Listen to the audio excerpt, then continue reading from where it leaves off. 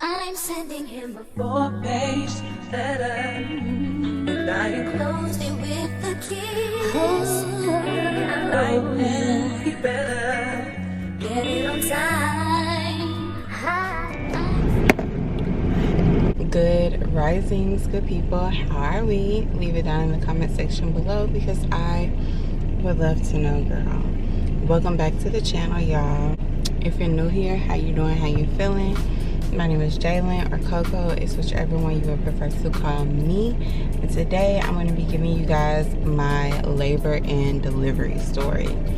I'm probably going to up the volume on this because baby girl is in her car seat sleeping. But yeah, and I might forget some stuff because, girl, that's been like almost 8 months ago now. So yeah, it's been hard for me to finish it. We went through Vlogmas.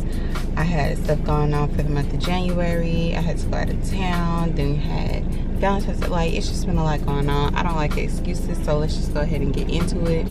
I'm eating an acai bowl from Smoothie King because I live in Mississippi, so it's hard to even get an acai bowl from anywhere else. So I get the cocoa haze, but they always have a hard time getting the spread out. So I put some Biscoff in it to kind of give me some more oomph. They're always so refreshing. Okay, so I don't really remember where we left off last time. I know we did like my third trimester. Yeah, I can't really remember where we left off. But I know I had my work baby shower. I don't know if I mentioned that before. And it was really, really nice. It was a surprise to me, honey, until like that week that it came. But it was really nice. It was a Winnie the Pooh and Bumblebee theme, you know, right up my alley. My hand was numb, like nobody's business, so it was hard for me to type, answer the phone, like anything. And it was my right hand, my most dominant hand, so it was just really difficult. And then after my actual baby shower, like with friends and family and stuff like that, at my baby shower, my body literally like gave out, y'all. Like the night before, I had been doing all this cooking and cleaning and prepping. The morning of, I was doing all that prepping. And the night before, or early morning type of thing, probably like around like 2-ish, if I can remember right, 2-3 o'clock in the morning, I felt like I had just got hit by a semi-truck and I could not go back to sleep. Like, I literally was in so much pain that I was crying, which says a lot for me because I have a ridiculously high pain tolerance. I couldn't go back to sleep until it was almost time for me to wake up. So when I got up, I took a shower, had to go get a charger because my iPad was dead, and I had stuff I needed to do on it, and then I had to finish prepping and stuff. So do all the things. My brother and sister-in-law came over to help, which was amazing because so far I really wasn't getting no help as far as the things that were on my plate that I had to do. At the baby shower, like once it got to like opening gifts and stuff like that, my body literally gave out. Like, gave out. I was already having contractions at my baby shower, and people were saying stuff to me that was just like over the edge, honestly and truthfully. But I'm still trying to, you know what I'm saying, push through. You know, there's people there that's supposed to be there to support me and my family or whatever. But girl, some of the stuff that was getting said was like, is this support or is this bullshit?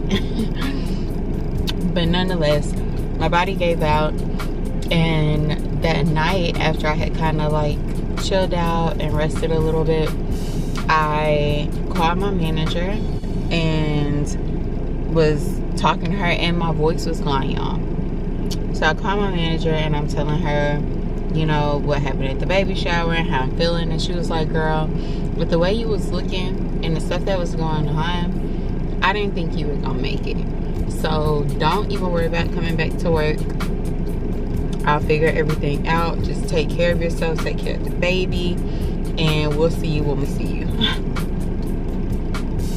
So the next week, we had our first appointment with our new doctor. Let me tell you something. What people do not talk about when it comes to pregnancy, and I get that this is not across the board, but I do think more people deal with this than what people realize and what people know.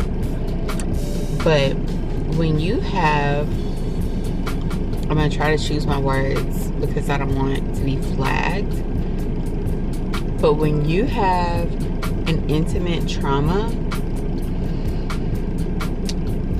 the tail end of your pregnancy is extremely difficult. At least it was for me.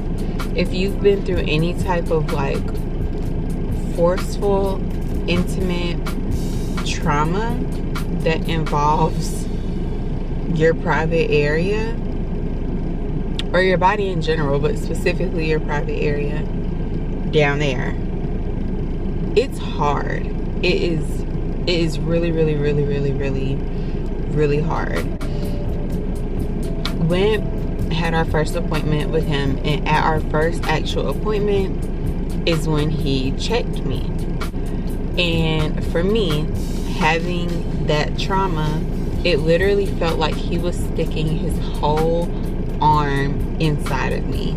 It was so, like, it felt so forceful and so uncomfortable.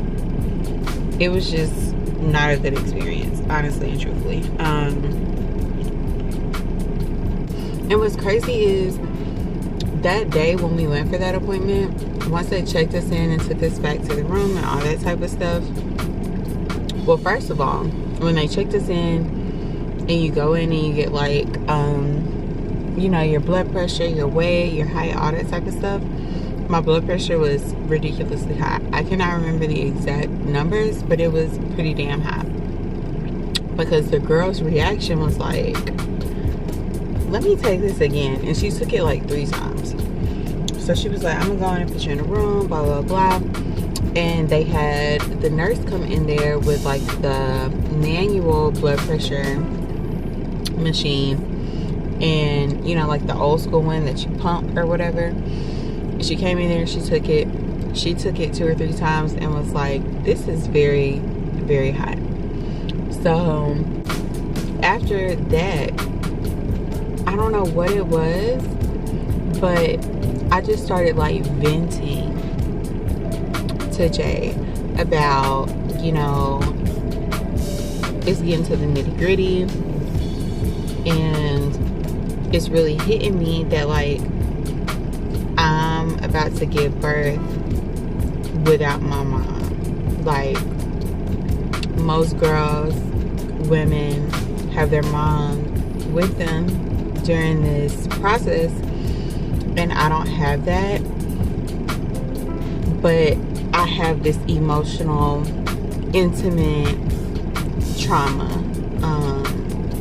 and it's just those 2 things were not coexisting, and it was extremely difficult for me mentally and emotionally. And I was just like venting about like it just being hard. Like, it really hit me in that moment that I didn't have my parents, specifically my mom, at this time. And like I said before in a previous video, it's something that nobody will really be able to understand unless you're in the same situation. So in that moment, I was kind of wishing that I like just didn't even say anything and kept it to myself. But looking back on it, I just felt like that was so interesting and spiritually significant because of the things that were about to happen. So The doctor comes in. He himself took my blood pressure reading. Of course, he said it was crazy high. And told me that I was definitely showing signs of preeclampsia toxemia.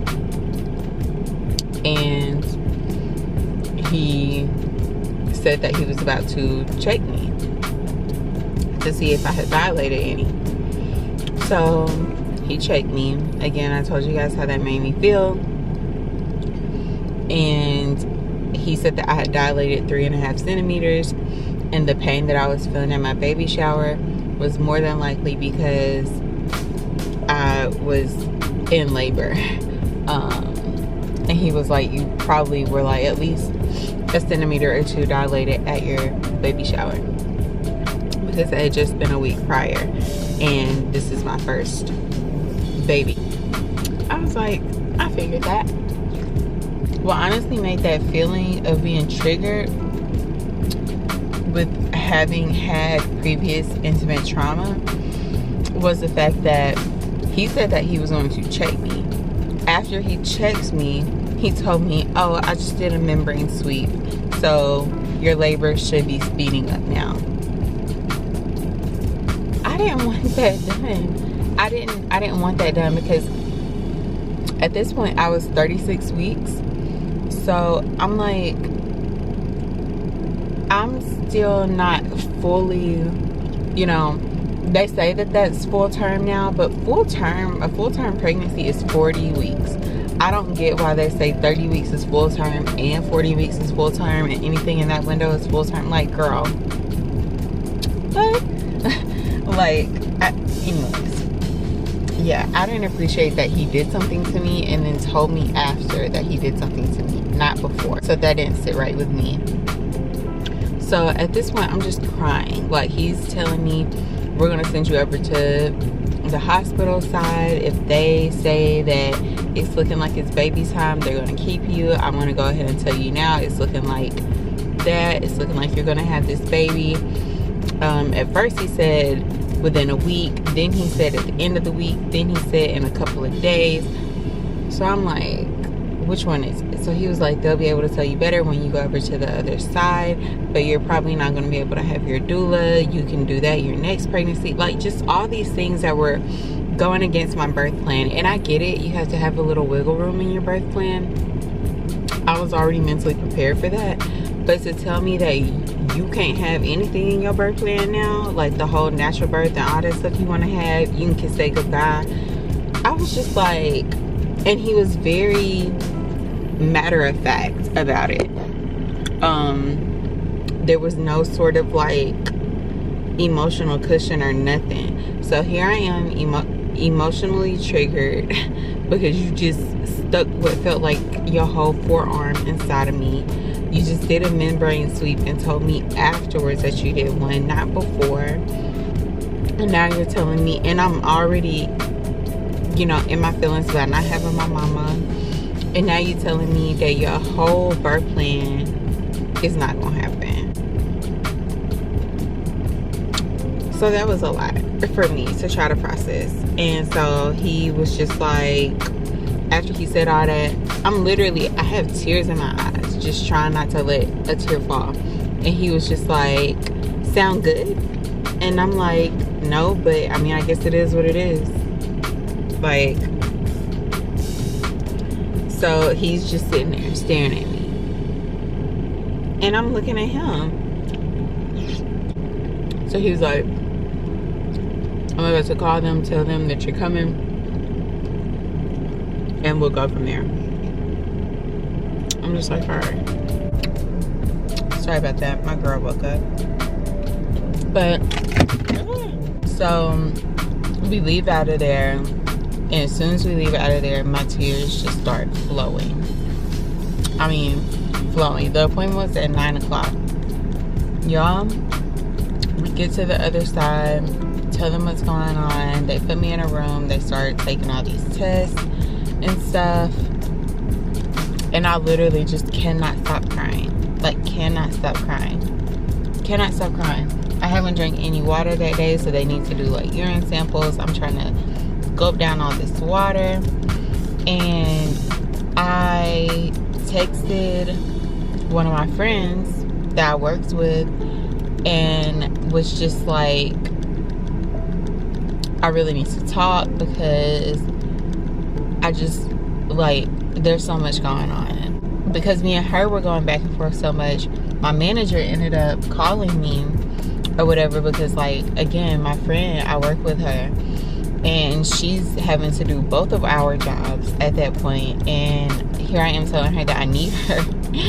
And so she's trying to talk to me or whatever, but she don't want to, like, you know, seem unprofessional. So my manager FaceTimes so I can talk to her without it seeming like, oh, she's on her phone. You know what I mean? I don't know if that makes sense to y'all, but maybe. So I'm telling them like what's going on or whatever, and they're just like, you know, try to stay calm, this, that, and the other. And I text my doula because he literally just told me that I can't have her. And that right there was like, oh no. I don't know. So she was like, girl, I don't care what we gotta tell them people. As soon as they give you a room number, let me know and I'm on my way. Because she was like, the only way I could see myself not being able to be there for you is if it was like an emergency and it had to do an emergency C-section. Clearly that's not the case, or you would already be back there. So they pretty much are saying, okay, well, you're probably gonna have this baby within the next 2 days. You're not going home. I asked her I go home to at least get my bag because we had already packed our hospital bag. And they were like, no, he can go, but you can't. I'm like, oh, so it's that serious. So my blood pressure was trying to regulate itself, but every time they would come in the room and tell me something else, my blood pressure would spike up. And so, like, I felt myself every time I was anxious and just feeling like hard to breathe and stuff, my blood pressure would go up. My camera keeps turning. They finally put me in a room or whatever. My doula gets there, and I think this is the first time that I stopped crying. Kid you not. She's telling me like, just calm down, it's okay, I'm here. She brought incense, essential oils, a speaker, and was just like playing music like, we got to get you out of this funk, and you're gonna have as natural of a birth as we can make it. Because if it was a C-section they were trying to do, they would have already done it. She comes in, we're listening to music, she's telling me, you know, get up, try to walk around, stretch your legs or whatever. And she was like, we can move all these monitors and stuff around because they can move with you, you know, they're on wheels. The nurse came in and you could tell her energy was like, what in the world? So she brings the lead nurse in and it's basically like, you got to get back in bed and stuff. Like, they did not want me to move at all, which was difficult for me because I planned on having a natural birth and I could not deal with that pain just laying in one spot. This is so hard because my camera keeps moving. I'm gonna see if she's gonna let me record this. Okay, so where even was I? So I wanted to move around and walk around and stuff like that.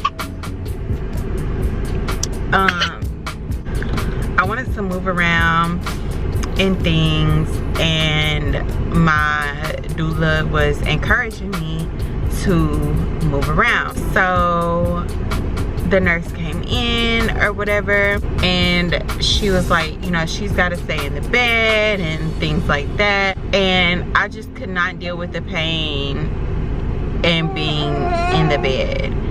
So then they had given me magnesium, and they had given me all these other things. It was a lot of magnesium, and I think like labetalol, but in the form of like an IV basically. And then they had started giving me pitocin, which they told me that they were starting me off at a 2, but again, after they had given me a higher dosage, they told me after the fact that she had given me up to like, I can't remember if it was like a 6 or an 8. But I'm just like, why at this hospital do you guys keep doing shit to me and then telling me after the fact that you did that? Like, I didn't like that or appreciate that at all, especially after having talked to them about what I wanted out of my birth, what I expected, because they had given me all these, I don't want to just say drugs, but I mean they were drugs. They gave me magnesium, labetalol, started the pitocin and stuff. Since they had done that, they had to put a catheter in me, which eliminated me from being able to go to the bathroom. And if you guys know anything about labor, whether it's natural or medicated, the toilet is the dilation station, okay? And I wanted to be in the bathtub as much as possible, on the toilet as much as possible. I really wanted to take a shower just to kind of calm down and stuff. They wouldn't let me do any of those things. They put a catheter in me, and that was so painful. Like, that was so painful. And I can't even figure out what to compare that pain to. Like, I'm not even gonna lie to you, the birth part had nothing on the catheter for me personally. That damn catheter, baby,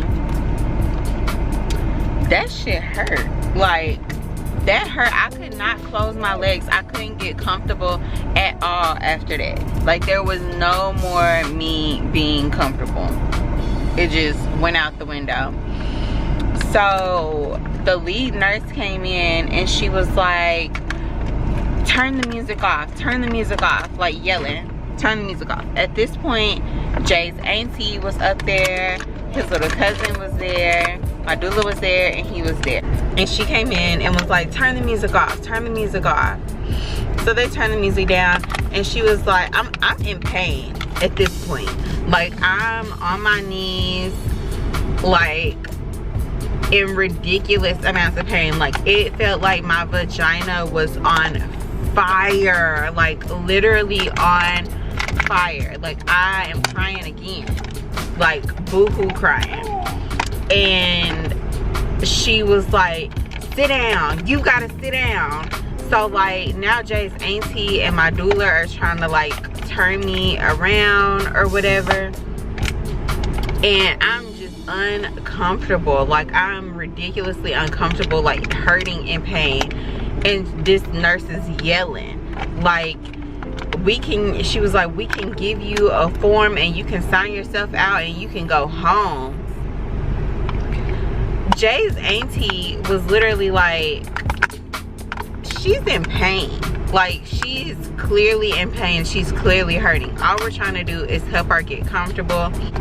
And after the fact, she did tell me that she like went outside and talked to the nurse one-on-one herself or whatever, because like, I'm being yelled at. Like, I'm literally in the hospital getting yelled at by the nursing staff. Please be for real. So when she left or whatever, my doula like just started rubbing my feet or whatever, and she played some meditation music. We cut all the lights off, and she was like, we're just gonna meditate. As we're meditating or whatever, I remember like somebody had came in and they started turning on lights or whatever, and my doula like closed the curtain over there where they turned the lights on. Like, it was just like they refused for me to have the birth that I wanted to have, but even a peaceful birth they were refusing for me to have. And I'm just like, and it wasn't even necessarily the nurses that were assigned to me. The nurses that I was assigned, I will say that they were pretty good, they were nice, they were sweet, and they were trying to give me what it was I was asking for. It was the people that were over them. It was the doctor that I had, and it was the lead nurse that were just like not trying to be on the same page as us. So time goes on or whatever, we get done meditating, and I feel a little bit better in the grand scheme of the fact that I'm here, I have to deal with this type of thing. And I just started talking to Jay's auntie or whatever about like my emotions and my feelings and where I was mentally or whatever. And she was just like, girl, you've been having some serious contractions this whole time that we've been here, and this whole time that I've been talking to you. Like, I'm trying to be engaged in our conversation, but I'm just gonna sit over here by the monitor and like monitor your contractions and, you know, your levels, because these are some pretty high spikes and you're just talking through them.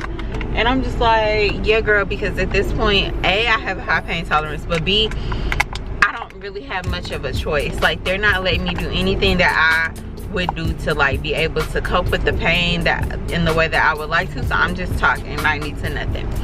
So she left. They're steadily coming in up in the pitocin because they're saying that my labor is not progressing as fast as they wanted to. So come to find out, they really wanted me to have had my child 5 o'clock the same day, well, about 7 o'clock the same day, because the doctor that, you know, I had just saw that day, this is my first appointment with him, he wanted to deliver her before he left for the day, because he said that once he left, he wasn't coming back. I said, baby, bye, because what you're not gonna do is rush her up out of me. Like, it's not gonna happen. Y'all not doing no C-section on me if it's not no dire situation. And we're not just pushing her out just because you want to get paid for her delivery. Like, I'm sorry, but that's just not how it's rolling with me. I can't remember at what point this came in, because like I said, my memory is cloudy at this point, and there was just so much going on during the time. And pregnancy, giving birth is a trauma. Like, the amount of pain that your body is in, whether you get an epidural or not, is a trauma level amount. So giving birth, whether it's a positive experience or a negative experience for you, giving birth is a trauma on your body. It's a lot. It's more than a lot on your body. So I can't really remember where this fell, but at some point, this is whenever I found out the whole he left at 7 o'clock and blah blah blah.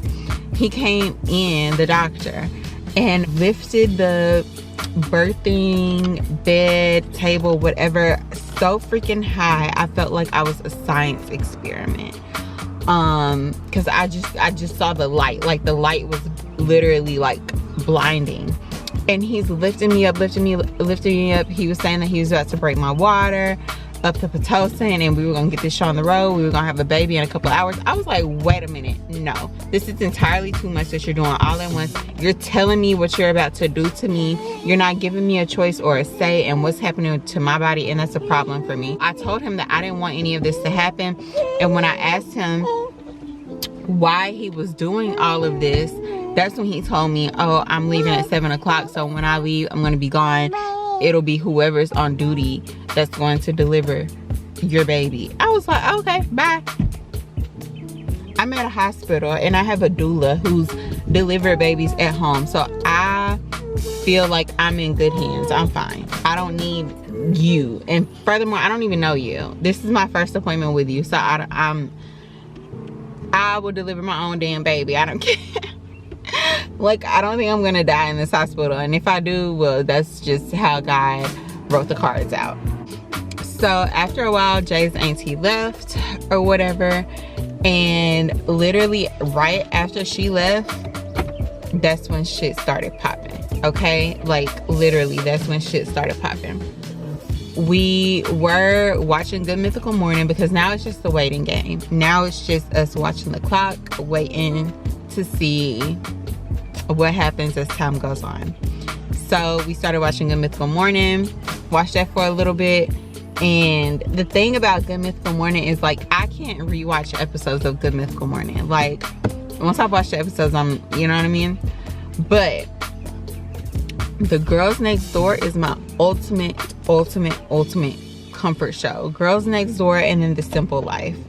I don't know if you guys remember those shows, if you're too young for those shows or what, but those are my shows. Again, if you haven't caught on, I'm having a natural birth. It wasn't as natural as I wanted it to be, so I'll just say it's non-epidural birth.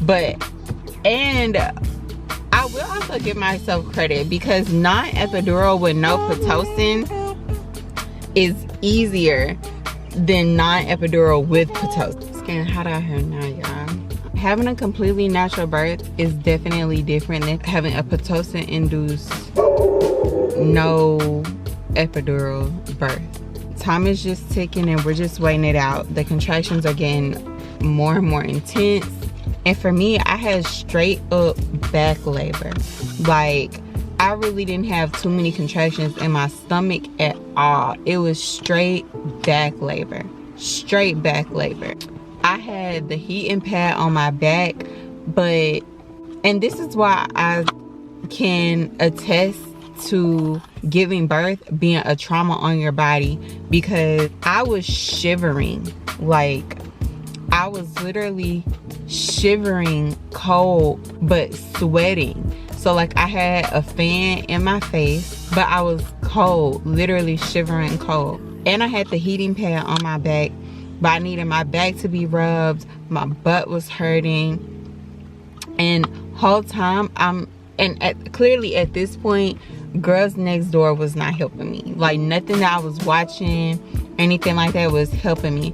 I also, because things happen so fast, I didn't have my birth playlist together, which I really wish I would have had, or just some music playing, some music that really resonated with my spirit, not just any type of music that, you know, I could listen to, but I needed music that really resonated with my spirit, music that was calming to me, music that, I don't know a better way to say it than just really resonated with my spirit. So I hated that my doula wasn't there for that point, because I really needed like some Erykah Badu, some Sister Soul, some, you know, something like that, and I didn't have that. Girl, the contractions were getting painfully worse.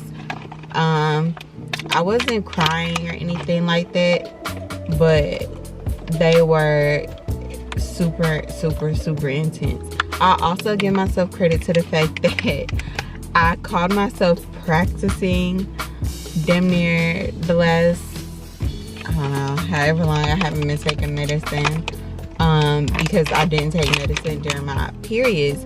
And so I will say that was some good practice. Now, nothing compares to actually being in labor, especially pitocin induced labor.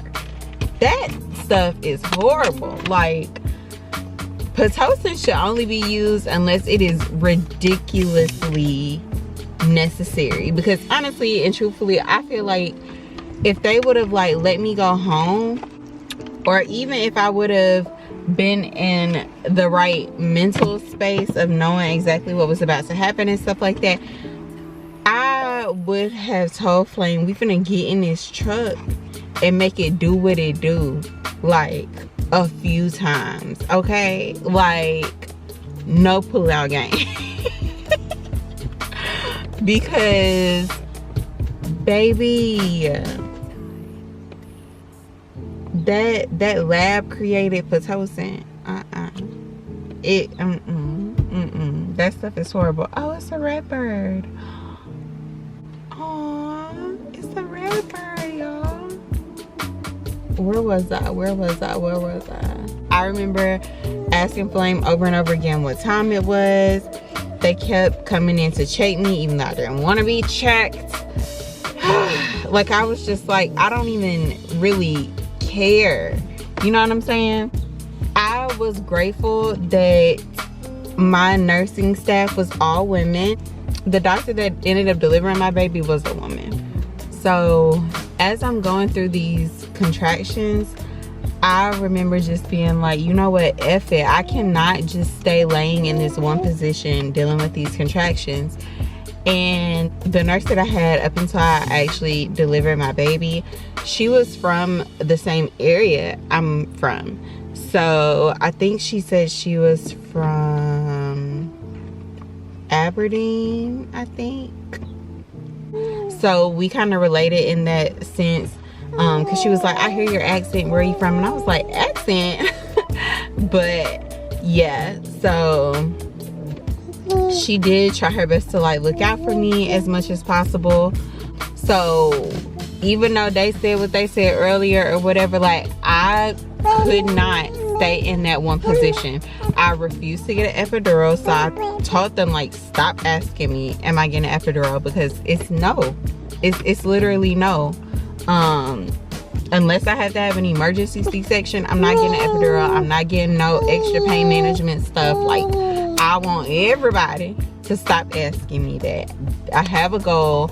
I already can do things the way that I planned on doing them. The goal that I originally set, I had to tweak my goal. Y'all are going to stop getting in the way of me and my goals, okay? That's what I told them. Ooh, that's a breeze. Does it feel good? She had to keep coming in there and like resituating on the monitors and stuff like that. I'm talking about like she came in there it felt like every 5 minutes. It genuinely did. Flame said that like I was just so exhausted that I was falling asleep in between contractions, and some of them I don't even remember screaming for. Like probably the last hour was hell. Okay, that last hour was hell. Okay, you guys, let me be right back. Let me get her in the house, do her nails, get her situated, and we'll resume the story time. And my camera's out today. Great. Okay, I'm sorry for the lighting. I'm trying to record as much of this as possible while my child is over there. I think she calls herself reading a book. So, yeah, my makeup looks crazy because it's been on all day. She's been rubbing all over my face, so looking a little bit and I caught myself just trying to do something quick today, so it's really not giving, and it honestly looks better in person than it does on camera just because it's not a full glam. But anyways, that's beside the point. I don't have any idea where I left off, but I do know that as I was going through labor, I kept my eye on the clock, which a lot of people would recommend for you to not do.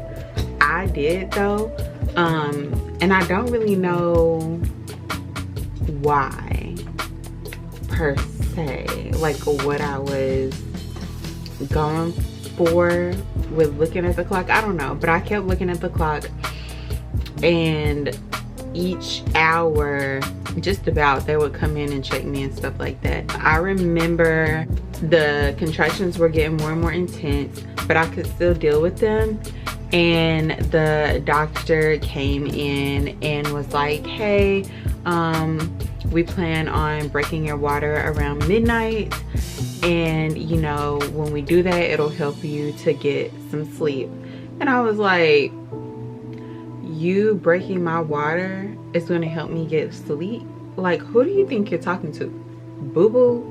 I'm not a fool. Like, you know, like, and I had told the nurses, like, I'm an extreme researcher, so a lot of the stuff y'all are trying to tell me, like, I already know, if not know the truth about. Like, some of the stuff y'all are telling me because you would probably tell any woman who's having her first baby or whatever to try to ease their mind and stuff like that. But for me, it doesn't work that way. Like, if I've done extensive research, I got a doula, I've been talking to a midwife, I've helped so many different people in my life who have had children. So when you're telling me certain things that I know is not true based off of my experiences and my research, I'm going to be anxious in this situation.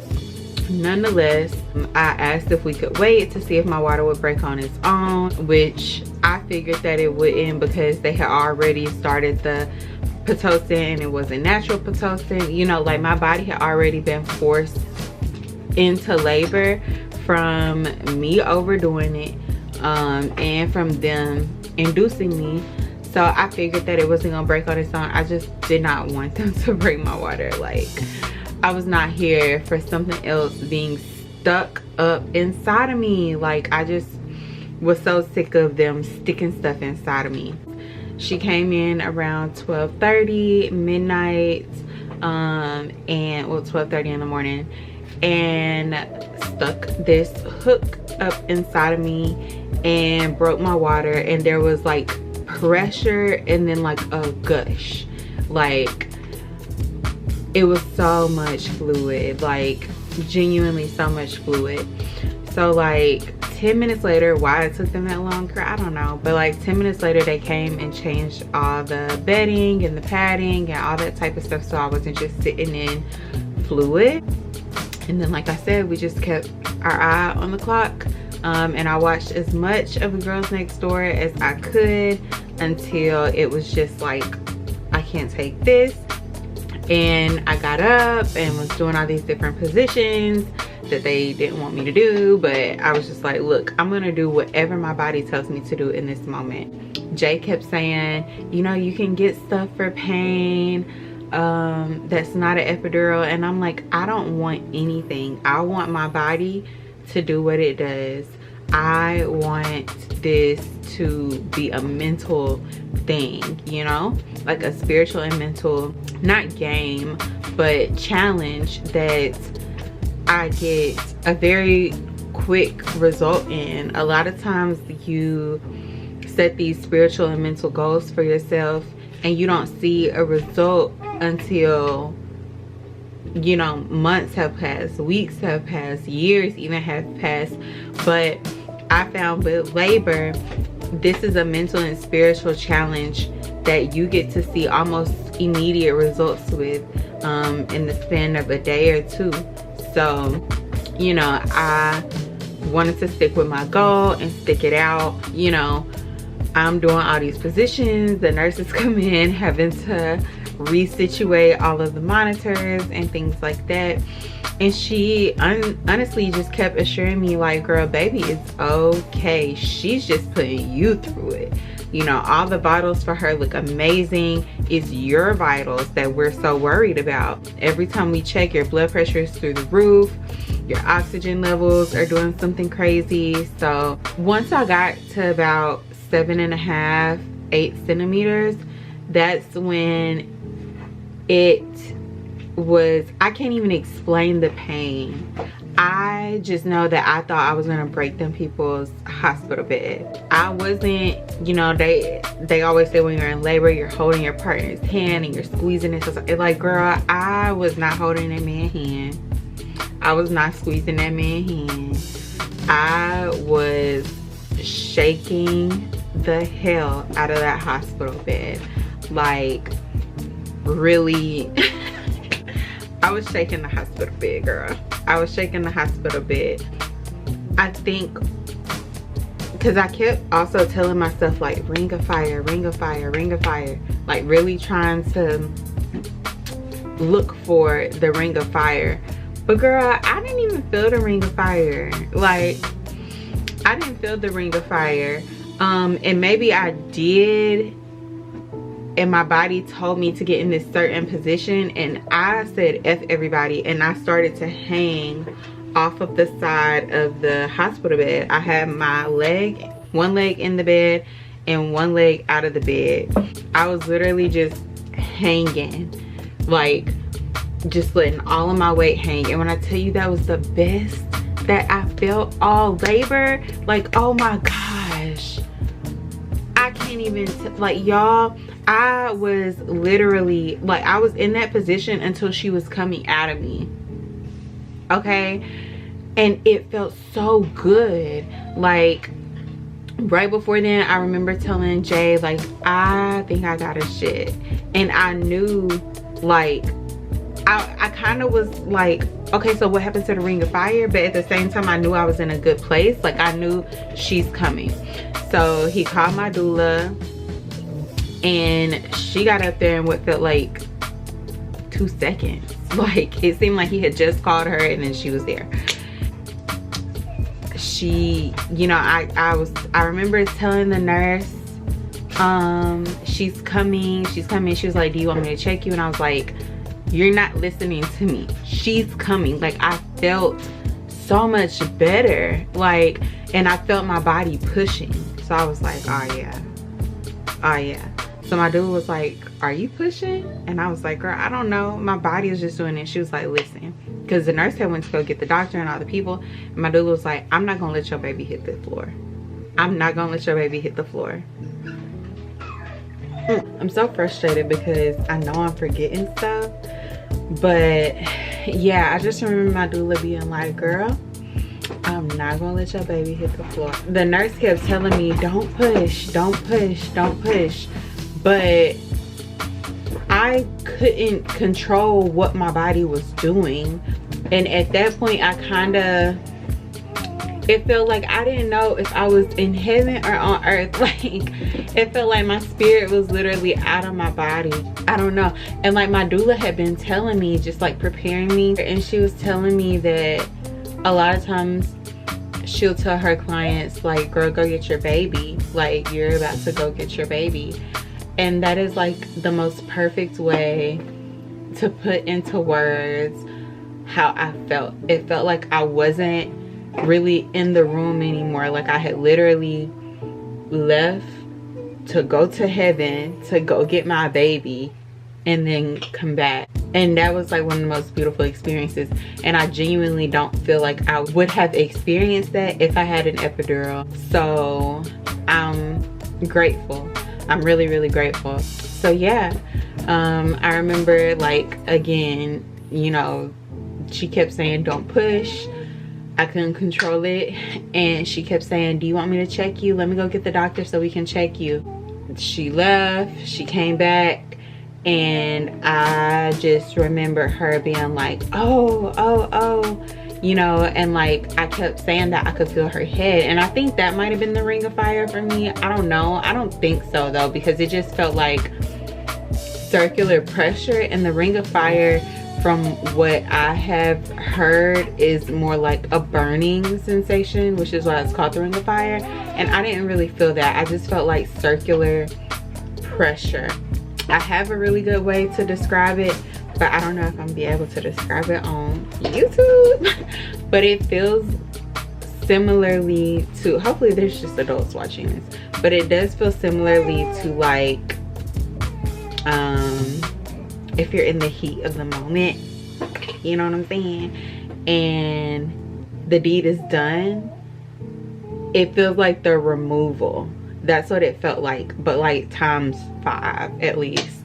But it felt like that pressure that comes with the removal, you know what I'm saying? My girl playing with her makeup brushes. That's what it felt like. It didn't really feel like the ring of fire. It just felt like pressure, round pressure. So yeah, she went to go get everybody. And I will say I'm also grateful for the fact that when I had my baby, the only man that was in the room was Jay. And that felt really, really, really, really good. Just to have like a crew of women felt super empowering and made me feel really comfortable. So yeah, they tried to coach me through a push, and girl, I pushed all wrong. They were trying to coach me through it and it was wrong. Once I like tuned them out, because I literally don't even remember anything after that, them trying to coach me, she came out. And it happened so fast. Like the actual delivery happened so fast that like when my doula got there, she kind of relieved Jay, because she was like, it's about to go down. So if you feel like you need a second or whatever, like take that second now. And I just remember after I had her and stuff like that, Jay was like, I literally almost missed it because it happened that fast. The delivery process is such a blur, because I just remember being told not to push. I remember them trying to tell me how to push, and that's it. That's literally it. I just remember like I was just kind of listening to my body. I remember reaching down and just reaching down, and then I had my baby like in my hands. And thank God I communicated with Jay and my doula what I wanted after that, so they didn't wipe her off, they didn't give her a bath, anything. Like I wanted my baby straight at the coochie on my chest. And so I held her and I was just in awe. Like, I was so afraid that I wasn't gonna cry, but it's so crazy, that rush of hormones and adrenaline and just emotion from life, from the pregnancy, from it, just everything all at once. I was bawling, like hysterically crying, like like hysterical. Okay, hysterical. Like when they say life and death are the two most powerful moments in time, like, kid you not, the only other time I've ever cried like that, seen anybody cry like that, anything, is comparable to at a funeral or when someone dies. Like, hysterical, you guys, hysterical. But I held her. I only tore a little bit, like it was a very minor tear, which again I can attribute to not having an epidural, like being able to feel everything. They sewed me up, I didn't even feel it, and I spent time with my baby. I don't remember going to sleep after I had her because your adrenaline is just rushing. I just think I was just like, it just felt like I wasn't on earth. I don't know a better way to describe it. It felt like I was not on earth. Like my spirit just was not there. After probably about like 2 hours of after having her, her oxygen levels were dropping, so they took her to the NICU for a little bit. She was only in there for like maybe an hour or two, and they brought her back, and she was with me, and she's been with me ever since. I mean, they took her for a little bit, for a few hours, like 2 days after, because I had to stay in the labor and delivery part because they gave me so much magnesium and I wasn't able to really walk like that.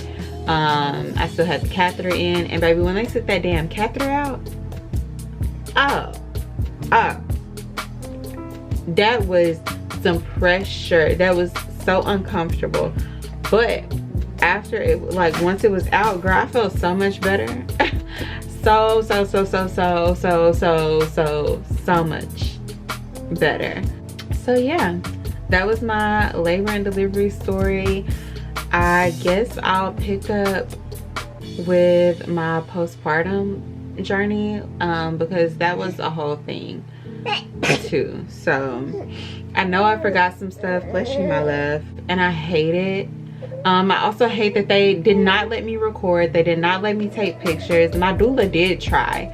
I might insert the footage here that she started recording and somebody blocked her and was like, no, you can't record. And I really hate that, that I don't have, you know, footage of the most pivotal time of my life. So yeah, I really did not like that hospital.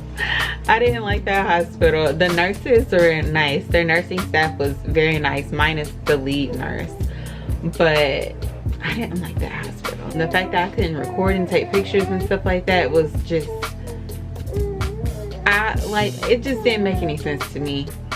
But yeah, so that was my labor and delivery story. I will pick up and tell you guys about early postpartum while I was still there, because I ended up having to stay in the hospital for I think 3 extra days because of my blood pressure. And even then, they didn't even want to let me go home. They were trying to, you know, make me stay, but I was just like, girl, let me go home. I'll monitor my blood pressure at home. So yeah, thanks for watching, you guys. I know it was kind of all over the place. It was a very chaotic video, but this is my life right now, and it's just a season, so I'm kind of basking in it. And the lighting has been doing everything crazy. This is vanity. I'm gonna have to figure something out with this vanity and the lighting, because it's just getting on my nerves. Okay, the lighting is never consistent. But anyways, If you guys made it to the end of this video, thank you so much for watching. Go ahead and leave me a comment in the comment section. If you had a baby, tell me what your experience was like as far as labor and delivery was concerned. Make sure to give this video a thumbs up, girl, please. And if you're not subscribed, subscribe to my channel. I'm so stuck at around about the same number of subscribers, so y'all please subscribe and help a girl out with reaching her goals. And until next time, I will see you in my next video. Bye.